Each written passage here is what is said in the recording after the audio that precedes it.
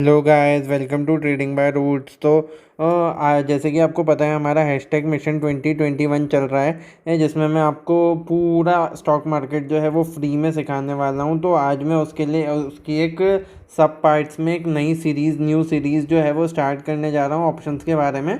तो इस वीडियो में हम डिस्कस करेंगे कि ऑप्शंस होता क्या है, उसके बेसिक्स, कि कैसे उनकी वैल्यू डिराइव होती है। सारी चीज़ें हम इस सीरीज़ में सीखेंगे। ऑप्शंस को ट्रेड कैसे करें, और मतलब कैसे आपको पता चलेगा कि कोई ऑप्शन आपको सही वैल्यू पे मिल रहा है नहीं मिल रहा है। वो पूरी चीज़ हम इस पूरी सीरीज़ में डिस्कस करने वाले हैं। पर बेसिकली हमको ये ज़रूर पता होना चाहिए कि पहले ऑप्शन होता क्या है और वो क्या काम आते हैं।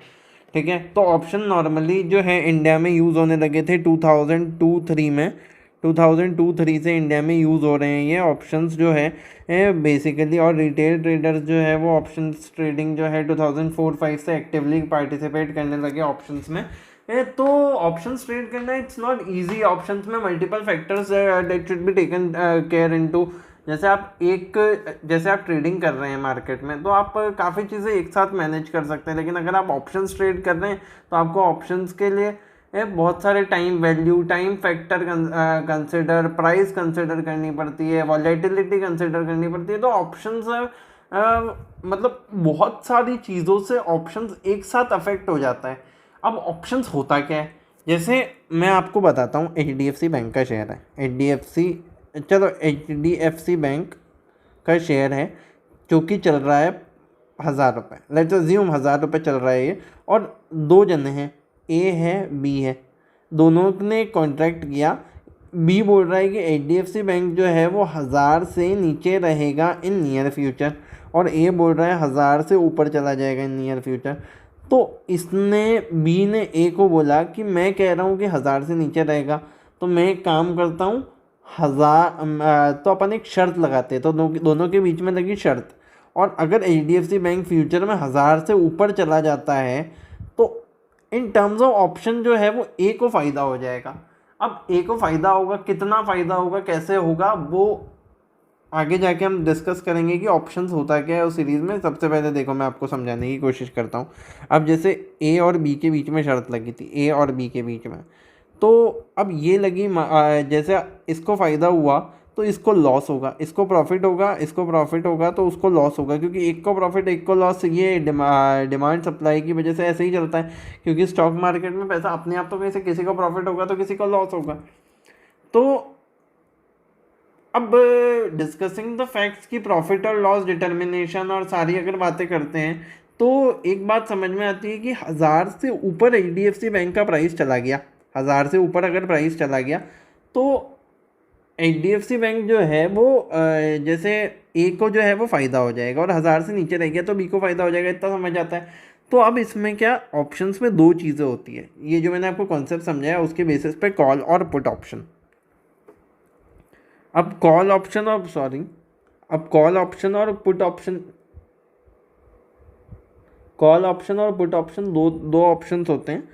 तो अगर मैं बात करूं कॉल ऑप्शन की और पुट ऑप्शन की, तो कॉल ऑप्शन में क्या होता है, अगर प्राइस अगर इंक्रीज़ होता है तो कॉल में पैसा मिलेगा, और डिक्रीज़ होता है तो पुट में मिलेगा।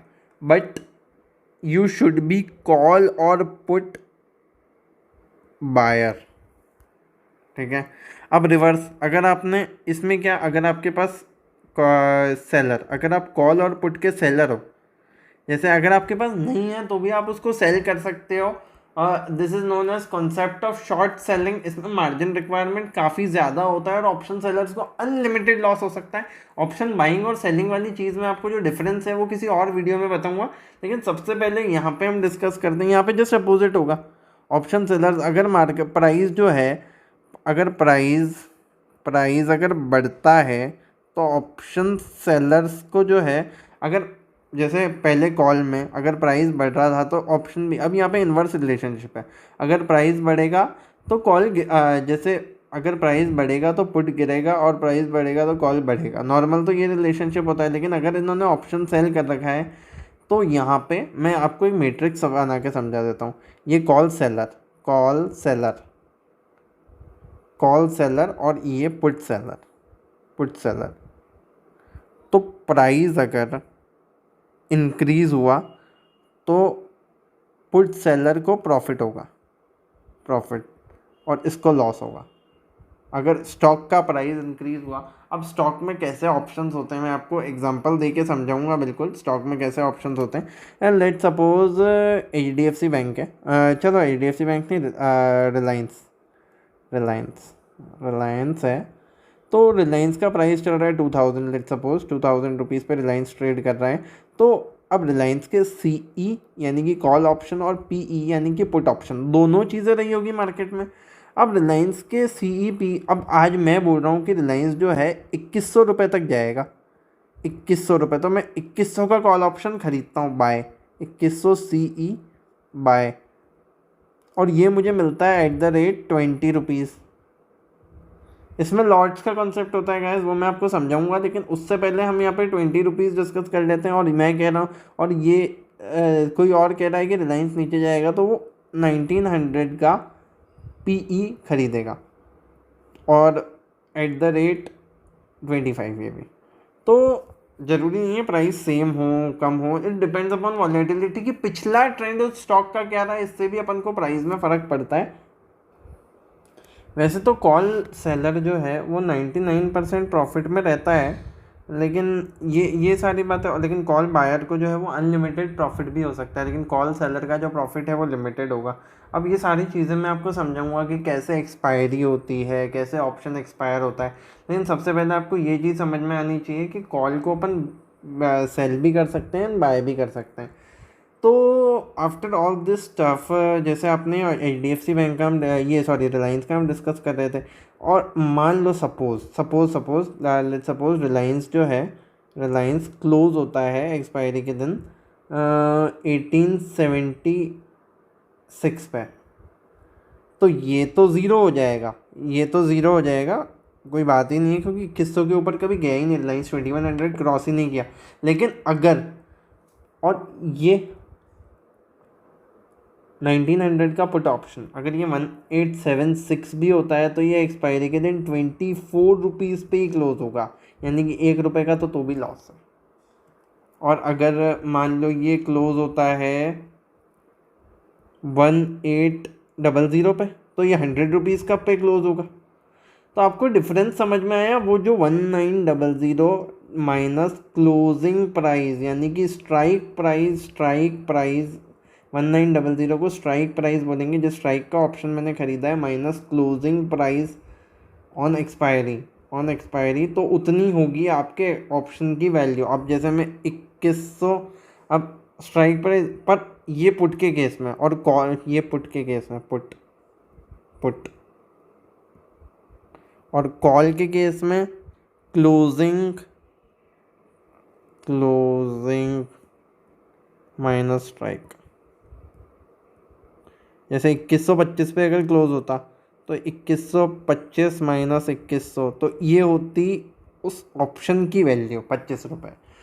तो दिस इज़, ये मैंने आपको समझाने की कोशिश करी कि ऑप्शन बायर्स कैसे, ऑप्शन सेलर जो, और ऑप्शन सेलिंग जो है, ऑप्शन सेलिंग ये रेंज बाउंड मार्केट में करने की चीज़ है। रेंज में अगर एक मार्केट रेंज में चल रहा है तो आप ऑप्शन सेलिंग कर सकते हैं, बाकी ऑप्शन बाइंग भी आप कर सकते हैं, लेकिन आप प्योर टेक्निकल एनालिसिस की हेल्प से आप ऑप्शन बाइंग कर सकते हैं। तो बहुत सारे फैक्टर्स होते हैं, वॉलेटिलिटी शुड बी कंसिडर्ड, कि कितने रुपए बढ़ने से आपको कितना लॉस प्रॉफिट हो रहा है, वो सारी चीज़ें शुड बी कंसिडर्ड। तो मतलब it is a long way to go as far as options are concerned. तो अगर ऑप्शंस की बात करते हैं तो अभी बहुत कुछ सीखने को है इसमें। मेरा बेसिकली मोटिव यही था कि आपको बताना कि ऑप्शन बायर और ऑप्शन बायर अगर है तो उसको अनलिमिटेड प्रॉफिट होगा। CE और PE का मतलब क्या है कि कॉल तब लेना जब मार्केट बढ़े, बाय करो तो कॉल तब मार्केट बढ़े, कॉल सेल करो तो मार्केट गिरे तो कॉल सेल करो। And opposite of just this in put, अगर पुट मैंने सेल किया है तो आई एम बीइंग बुलिश, अगर मैंने पुट सेल किया है तो आई एम बीइंग बुलिश, और अगर मैंने पुट बाय किया तो आई एम बीइंग बेयरिश। तो एज सिंपल एज दैट। अब दूसरी बात है कॉल और पुट की बात मैंने आपको समझा दी है। बात अब ऑप्शन से रिलेटेड और कर सकते हैं, जैसे ऑप्शंस जो है वो एक्सपायर हो जाते हैं, तो एक्सपायरी मैंने आपको फार्मूला बता दिया कि एक्सपायरी पे इस फार्मूले से आप कैलकुलेट कर सकते हैं ऑप्शंस का closing price. In case of Nifty, bank Nifty, आप किसी इंडेक्स ऑप्शन, स्टॉक ऑप्शंस कुछ भी ले लें। अच्छा, मैं एक चीज़ और बताता हूँ कि ऑप्शंस जो है वो 4 तरह के होते हैं। अब स्टॉक ऑप्शंस तो आपको पता है, जैसे मैंने रिलायंस का एग्जांपल दिया। अब यही चीज़ आप निफ्टी में भी कर सकते हो, निफ्टी सॉरी इंडेक्स ऑप्शन। अब इंडेक्स ऑप्शन में फिर से 2 तरह के ऑप्शन देखने को मिलेंगे नॉर्मली। आजकल एक तीसरा भी आया है, निफ्टी बैंक और फिन निफ्टी। इसके ब्रॉड इंडेक्स का नाम है निफ्टी फिनेंशियल्स। ये निफ्टी 50 जो अपना है वही, और ये निफ्टी बैंक जो बैंकिंग इंडेक्स को रेगुलेट करता है इंडिया में। और इंडेक्स कमोडिटी मतलब गोल्ड सिल्वर में भी आपको ऑप्शन देखने को मिलेंगे, पर नॉट दैट लिक्विड। मतलब आपको बायर तो मिल जाएगा, सेलर नहीं मिलेगा। तो कमोडिटी ऑप्शंस में ट्रेड करना until and unless crude oil, but crude does. तो क्रूड ऑयल में अगर आप ट्रेडिंग करना चाहते हैं ऑप्शंस में तो आप कर सकते हैं, लेकिन बाकी it is not worthy enough to trade in crude commodity options और करेंसी। तो मेरे हिसाब से आप इंडेक्स और स्टॉक ऑप्शंस में ट्रेड कर सकते हैं। यहाँ पे आपको क्विकली और अच्छे रिजल्ट्स मिलेंगे अगर आप प्योर टेक्निकल एनालिसिस अच्छे से फॉलो करते हैं, तो इट विल बी गुड। क्योंकि इनमें स्लो मूवमेंट, कमोडिटी में फास्ट मूवमेंट होता है लेकिन लिक्विड नहीं है, इसमें स्लो मूवमेंट देखने को मिलता है, स्लो तो मूवमेंट। तो ये मैंने आपको ऑप्शंस बताए कि कितने टाइप के ऑप्शंस होते हैं एंड ऑल, कि आपको कहाँ कहाँ कॉल और पुट का मतलब बताया मैंने आपको, सी पी कब क्या करना। ऑप्शन बायर ऑप्शन सेलर के बारे में कि ऑप्शन बायर को जो अनलिमिटेड प्रॉफिट होता है, ऑप्शन सेलर को लिमिटेड प्रॉफिट होता है। तो ये सारी चीज़ें अब आने वाली सीरीज़ में अपन और भी चीज़ें इससे रिलेटेड डिस्कस करेंगे। सबसे पहले गाइस, अगर आपको ये वीडियो पसंद आ रहा है तो आप इस वीडियो को लाइक कीजिए, चैनल को सब्सक्राइब कीजिए और नोटिफिकेशन आइकन को प्रेस कर दीजिए, जिससे आपको सारी वीडियोस की अपडेट जो है वो टाइम टू टाइम मिलती रहे। हालांकि ये ऑप्शन की सीरीज़ जो है वो काफ़ी डेडिकेशन से मैं बना रहा हूँ, तो you will definitely enjoy this. And thank you for watching the video guys, please subscribe and share.